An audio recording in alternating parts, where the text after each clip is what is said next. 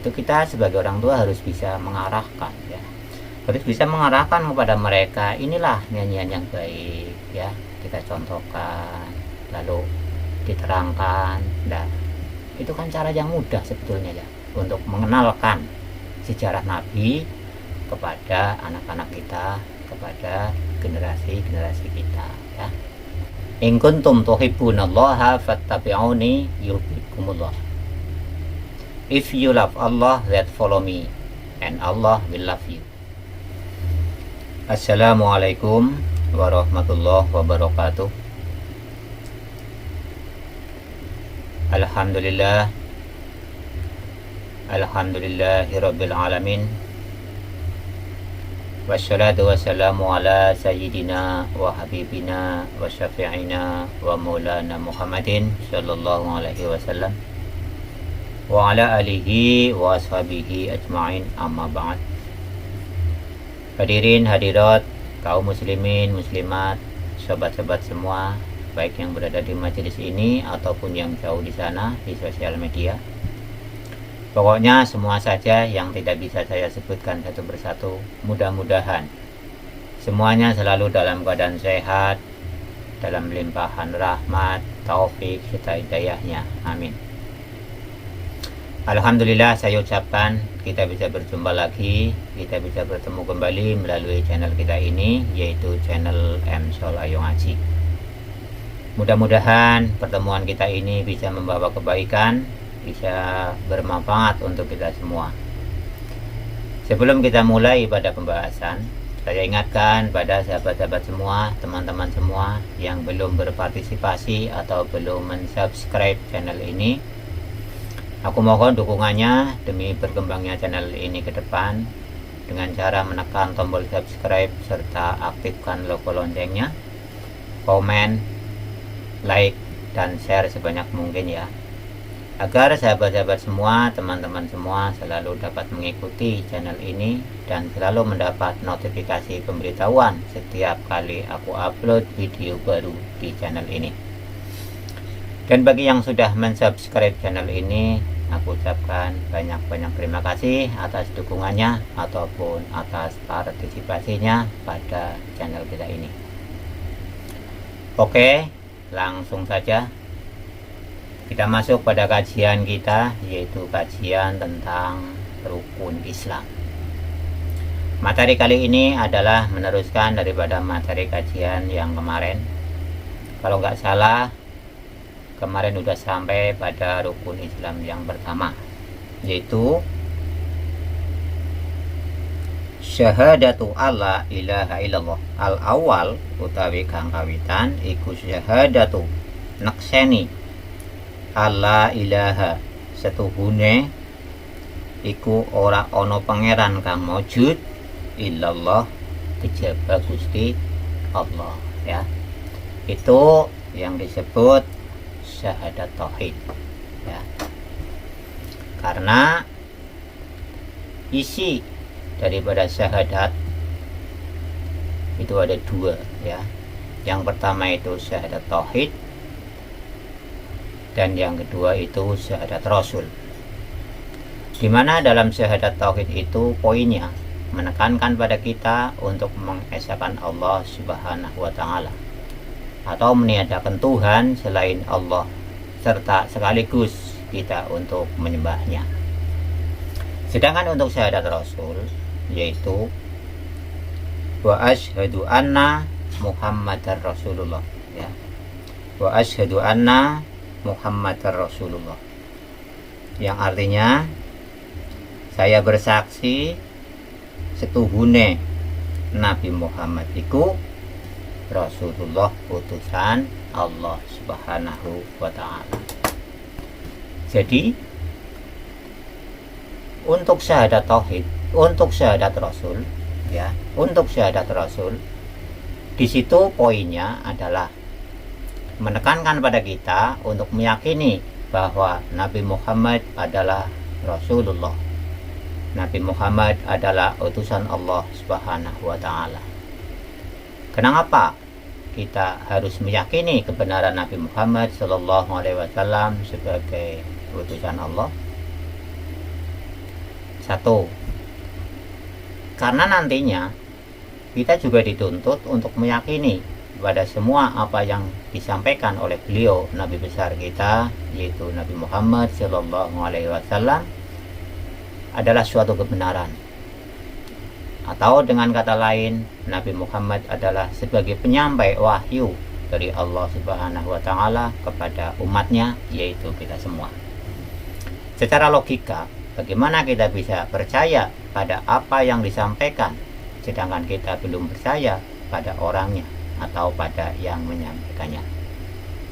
Itu yang pertama.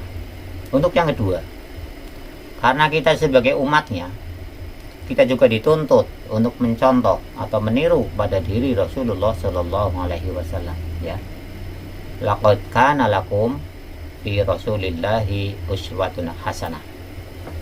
Ya, dalam Al-Quran, sungguh telah ada pada diri Rasul Shallallahu Alaihi Wasallam adalah uswah hasanah, contoh yang baik bagi kita. Ya, kita disuruh untuk mencontoh pada diri Rasul secara keseluruhan, baik itu dari sifat-sifat, karakter-karakter beliau, sikap dan tindak tanduk beliau, cara ibadah beliau, cara pikir atau pola pikir beliau, atau pada visi dan misi beliau ke depan.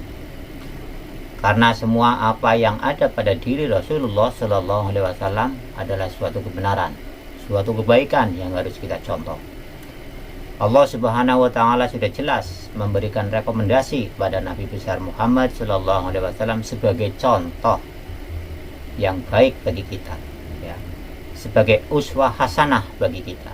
Ya, sahabat-sahabat semua, teman-teman semua, selain itu, Nabi Muhammad Shallallahu Alaihi Wasallam juga sebagai jembatan bagi umatnya dalam mengetahui hak dan kewajiban bagi seorang hamba di hadapan Tuhan, di hadapan Allah Subhanahu wa Ta'ala.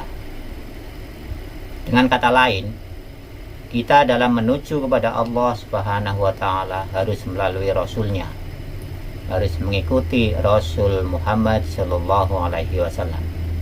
Dalam Al-Quran udah disebutkan, ya. A'udzubillahi minasyaitonirrajim. In kuntum tuhibbunallaha fattabi'uni yuhibbukumullah. Ya. Jikalau engkau sekalian cinta kepada Allah, fattabi'uni, maka ikutilah aku Rasul, ya. Yuhibbukumullah, maka Allah bakal mencintai kamu semua. Ya. Itu sudah jelas pernyataan dalam Al-Quran, ya.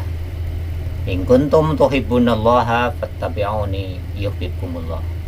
Jikalau engkau sekalian cinta kepada Allah, maka ikutilah aku, ya, aku Nabi, ya. Niscaya Allah bakal mencintai kamu semua, ya. Kalau orang Ulon, orang Eropa menerjemahkan ini, in kuntum tuhibbunallaha fattabi'uni yuhibbukumullah. If you love Allah, then follow me, and Allah will love you. Itu, ya. Saya masih masih ingat, ya. Saya dulu pernah mendengarkan ceramah dari ustadz, dari dai, ya, orang Eropa. Mereka bagus dalam menerjemahkan Al-Quran. Mereka bagus dalam menerangkan ayat-ayat Al-Quran, ya. Di situ yang saya masih ingat itu, ya. In kuntum tuhibbunallaha fattabi'uni yuhibbukumullah. If you love Allah, then follow me, and Allah will love you. Jikalau engkau cinta kepada Allah, maka ikutilah, ya. That follow me, maka ikutilah me, aku Nabi, ya.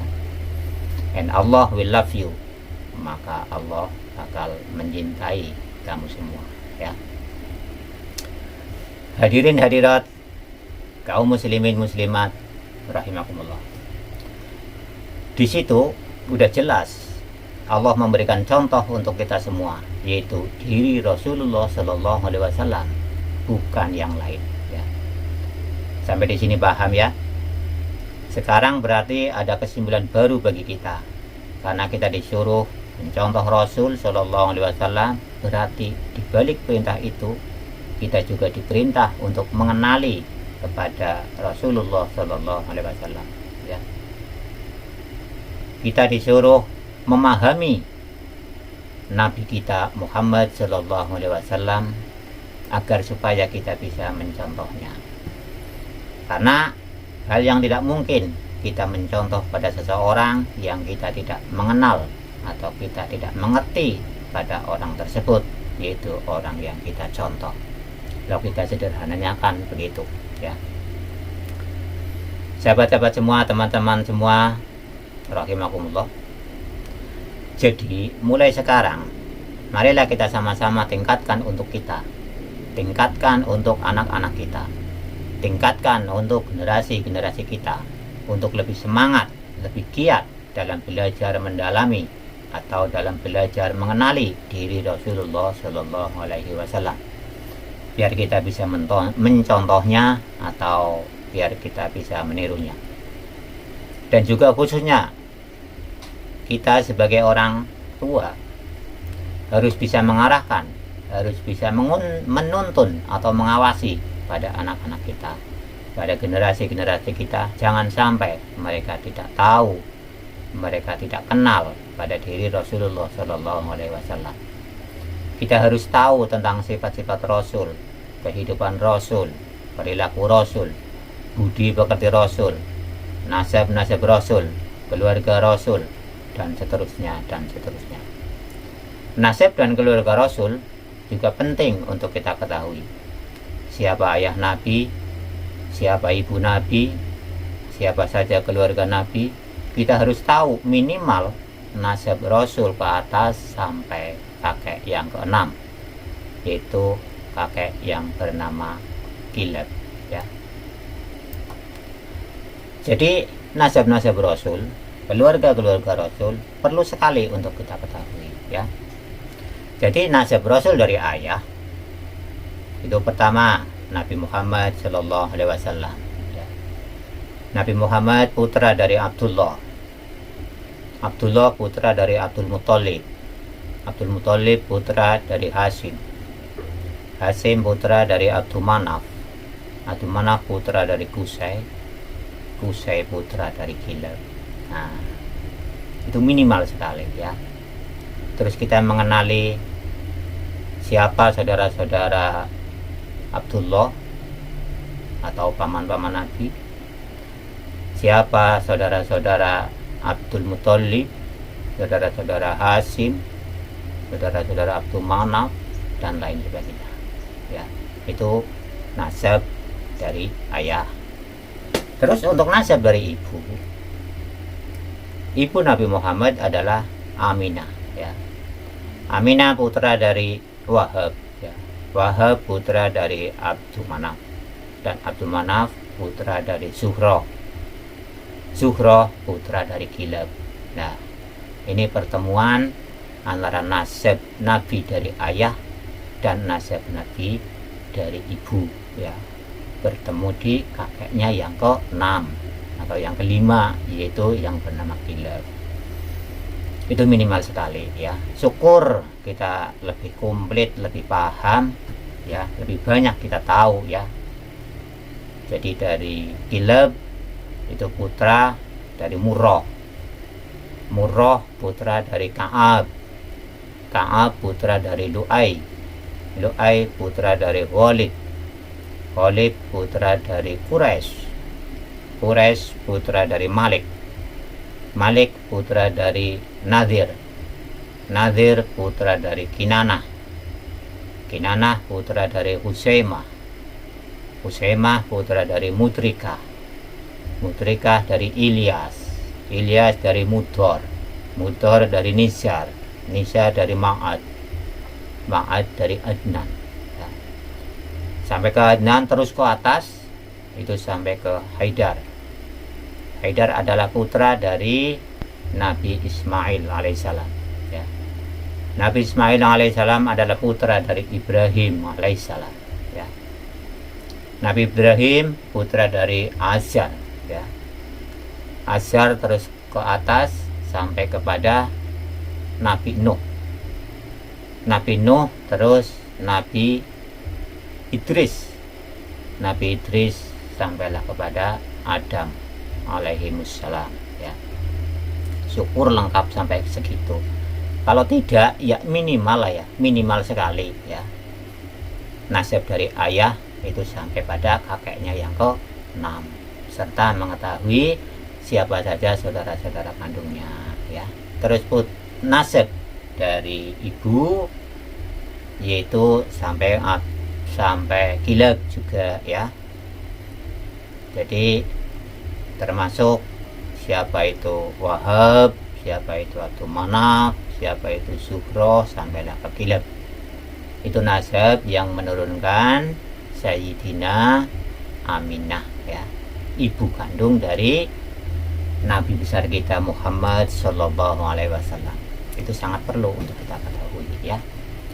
Terus putra dari Nabi Muhammad ya. Putra dari Nabi Muhammad siapa saja? Itu satu versi menyatakan 6, tapi satu versi menyatakan 7 ya, putra dari Nabi Muhammad Sallallahu Alaihi Wasallam ya.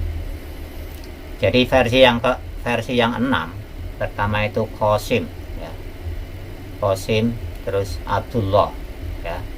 Abdullah, terus Zainab, terus Ruqayyah, terus Ummu Kulsum, terus Fatimah ya. Itu yang terakhir ya. Itu versi yang 6. Kalau versi yang 7 itu setelah Abdullah itu ada lagi yaitu At-Thayyib ya. Itu nggak perlu kita perdebatkan untuk kebenaran wallahu alam, yang jelas semua pakai dasar ya. Itu dari anak-anak atau putra-putra Nabi besar Muhammad Sallallahu Alaihi Wasallam. Terus dari cucu-cucu beliau ya. Dari cucu-cucu beliau itu minimal kita tahu sampai pada Hasan dan Husain ya, putra dari Sayyidina Ali karramallahu wajhuh yang dengan Siti Fatimah ya alaihassalam ya. Itu cucu ya. Syukur-syukur lengkap ya, syukur-syukur lengkap. Dari Hasan itu punya anak berapa, dari Husain punya anak berapa, itu lebih baik ya. Tapi kalau tidak ya minimal lah ya, minimal sekali itu kita tahu cucu Nabi itu sampai Hasan dan Husain ya. Itu dari cucu Nabi. Terus dari saudara-saudara Abdullah, dari saudara-saudara bapaknya Nabi besar Muhammad Sallallahu Alaihi Wasallam, yaitu pertama Az-Zubair ya, kedua Hamzah, ketiga Abbas, terus Abdullah sendiri, terus Abu Lahab, Abu Thalib ya. Itu saudara-saudara bapaknya Nabi kita ya, atau paman-pamannya Nabi besar Muhammad Sallallahu Alaihi Wasallam ya. Itu juga harus kita ketahui ya. Saudara-saudara semua, teman-teman semua, minimal sekali seputar itulah kita harus mengerti sejarah itu. Kita sebagai orang tua seharusnya kita malu, kita merasa berdosa kalau anak-anak kita, generasi-generasi kita tidak tahu atau buta tentang sejarah Nabi, buta tentang sejarah Islam, tidak tahu tokoh-tokoh penting dalam Islam. Seharusnya kita malu ya. Tapi kenyataannya tidak begitu. Kita sebagai orang tua mereka, kita santai-santai aja, kita enjoy aja, dikala anak-anak kita tidak tahu pada apa yang seharusnya mereka tahu. Padahal untuk mengenalkan sejarah Nabi pada mereka cukup gampang, cukup mudah bagi kita. Bisa diajari secara langsung oleh kita, atau bisa dibelikan buku-buku sejarah tentang nabi-nabi yang untuk anak-anak itu kan banyak sekali ya, dan harganya juga relatif murah, kisaran 5.000 sampai 10.000-an ya. Atau juga bisa lewat nyanyian-nyanyian ya, lewat nyanyian-nyanyian juga banyak sekali tuh ya. Aku nggak paham banget siapa yang menyanyi, tapi yang jelas ada. Dan banyak lagu-lagu yang memuat atau menceritakan tentang sejarah Nabi gitu ya. seperti itu nyanyian-nyanyian yang udah populer itu. Abdullah nama ayahnya, Aminah ibundanya, Abdul Muthalib kakeknya, Abu Thalib pamannya, Khadijah istri setia, Fatimah putri tercinta, semua bernasab mulia, dari Quraisy ternama. Itu diantaranya. Banyak sekali lah ya lagu-lagu yang senada dengan itu ya. Itu lagu-lagu yang sebetulnya punya arti ya, mengandung ilmu pengetahuan untuk anak-anak kita, untuk generasi-generasi kita ya. Tapi nyatanya mereka itu jarang sekali menyanyikan lagu-lagu itu ya, menyanyikan lagu-lagu yang punya arti, punya makna, punya pendidikan ya, untuk belajar bagi mereka ya. Mereka justru sibuk dengan menyanyikan lagu-lagu yang hura-hura ya, yang tanpa arti dan makna yang jelas ya. Sepertinya nyanyian-nyanyian itu yang lagi viral. Sebagai contoh, tak bosan-bosan aku memandangmu. Kalau enggak itu ya, di depan orang tuamu kau malukan diriku, dan lain-lain lah ya. Terus itu banyak ya. Itu semua nyanyian-nyanyian yang sebetulnya nggak penting ya, nyanyian-nyanyian yang isinya cuma hura-hura ya, nggak ada arti yang bermakna gitu ya. Terus apakah mereka tidak boleh menyanyikan lagu-lagu itu? Ya boleh saja, untuk hiburan mereka boleh saja ya, nyanyian apa saja boleh, yang penting yang jangan porno-porno lah ya. Jadi kalau sekelas nyanyian kayak gitu boleh saja, nggak masalah. Cuma ya, kita sebagai orang tua itu harus bisa mengarahkan mereka ya, mana nyanyian-nyanyian yang bermanfaat, mana nyanyian-nyanyian yang sifatnya hura-hura saja, dan juga mana nyanyian-nyanyian yang bisa merusak mental mereka ya.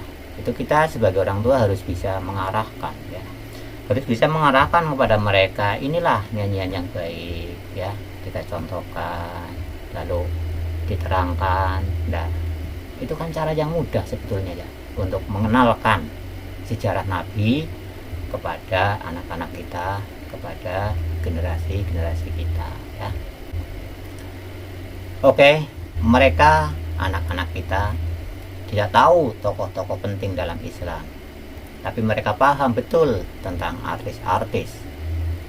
Gak cuma artis-artis lokal yang mereka kenal ya, artis-artis mancanegara juga mereka kenal ya, mereka ngerti ya, siapa itu Amitabh Bachchan, siapa itu Shaheer Sheikh. Shaheer Sheikh itu loh ya, pemeran Arjuna di film Mahabharata. Terus mereka juga kenal Karisma Kapoor, Salman Khan, Shah Rukh Khan, dan lain-lain ya. Anak-anak kita paham tentang mereka, mereka orang mana, lahirnya kapan, istrinya siapa. Tapi sementara mereka tidak paham, mereka tidak tahu siapa Nabi besar kita Muhammad Sallallahu Alaihi Wasallam. Mereka tidak tahu siapa ayah Nabi, siapa istri Nabi, kapan dan di mana Nabi dilahirkan, siapa putra-putra Nabi, siapa keluarga Nabi, dan seterusnya dan seterusnya. Mereka mayoritas tidak paham ya, tapi kita santai-santai aja, kita enjoy saja.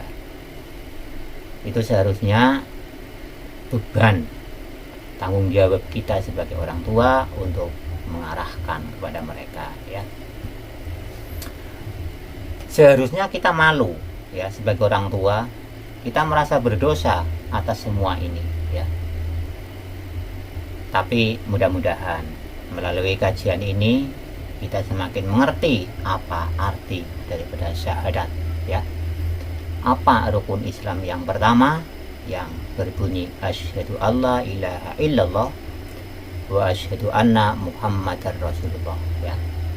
Itu kita lebih paham, kita lebih mengerti, sehingga kita sadar, kita tahu ya, betapa pentingnya kita sebagai umat Islam untuk mengetahui atau untuk mengenali pada Nabi besar kita Muhammad Shallallahu Alaihi Wasallam, yang endingnya nanti untuk kita contoh, untuk kita tiru sifat, sikap, budi pekerti dan lain-lainnya, sebagaimana yang dijelaskan dalam Al-Quran telah disebutkan di atas tadi, yaitu laqad kana lakum fi rasulillahi uswatun hasanah ya.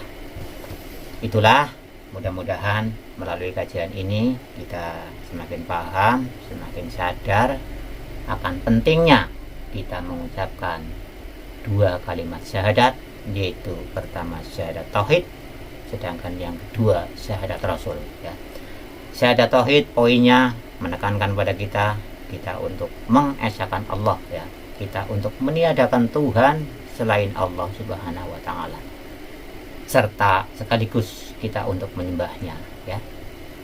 Itu isi daripada syahadat tauhid. Sedangkan isi daripada syahadat rasul adalah kita menyaksikan, kita bersaksi, kita berkeyakinan sesungguhnya Nabi Muhammad itu adalah benar-benar utusan Allah Subhanahu wa taala ya.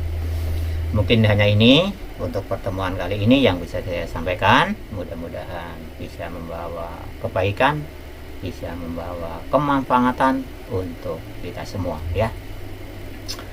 Dari saya cukup sekian.